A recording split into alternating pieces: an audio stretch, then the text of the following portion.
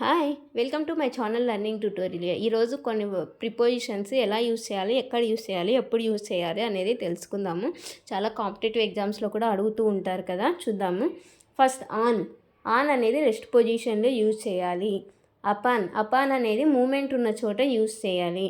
Examples చూడండి, అర్థమవుతుంది. The pen is on the table. Pen table పై ఉన్నది అంటే అది రెస్ట్ పొజిషన్లో ఉంది. సో కాబట్టి అక్కడ ఆన్ యూస్ చేసాం. The cat jumped up on the wall. పిల్లి గోడ మీద నుండి దూకుతుంది, దానికి మూమెంట్ ఉంది కదా, సో అక్కడ అపాన్ యూస్ చేసాం. సో ఆన్ అనేది రెస్ట్ పొజిషన్లో, అపాన్ అనేది మూమెంట్ ఉన్న పొజిషన్లో యూస్ చేయాలి. నెక్స్ట్ వన్ ఇన్ అనేది రెస్ట్ పొజిషన్లో, ఇంటూ అనేది మూమెంట్ పొజిషన్లో యూస్ చేయాలి. ఎగ్జాంపుల్స్ చూడండి. The pen is in the box. The pencil is in the box. Pencil బాక్స్లో ఉంది, సో అది రెస్ట్ పొజిషన్లో ఉంది, సో అక్కడ ఇన్ యూస్ చేసాం.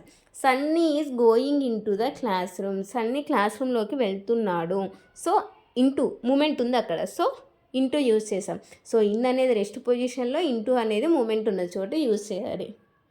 Next one on is used to indicates dates and dates. On అనే ప్రిపోజిషన్ బిఫోర్ డేట్స్కి before use చేయాలి. He came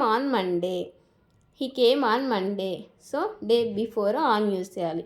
we celebrated the teachers day on 5th September. అర్థమైంది కదా. ఆన్ అనేది బిఫోర్ డేట్స్కి ముందు యూస్ చేయాలి. Next one in is used to indicate week, month, year, part of a day. In అనే preposition వీక్స్కి ముందు, మంత్కి ముందు, ఇయర్కి ముందు, పార్ట్ ఆఫ్ ఏ డేకి ముందు యూస్ చేయాలి. Let's see example. We have the final exams in March. We wear cotton clothes in summer in the morning. So అర్థమైంది కదా. ఇన్ అనే preposition before week, month, year, part of a day ముందు use చేయాలి. Next one at is used for weekend, point of time, villages, small towns. At అనే preposition వీకెండ్కి ముందు, point of టైంలో, విలేజెస్కి ముందు, స్మాల్ టౌన్స్కి ముందు ఉపయోగిస్తారు. He was born at Tallapaka. I wake up at 5 AM. We meet him at the weekend. So అర్థమైంది కదా. అట్ అనే ప్రిపోజిషన్ వీటి దగ్గర ఉపయోగిస్తారనమాట. Next one by is used to before certain time action completed.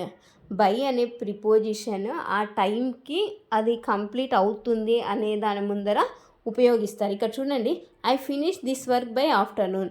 నేను ఈ వర్క్ ఆఫ్టర్నూన్ కల్లా finish చేస్తాను.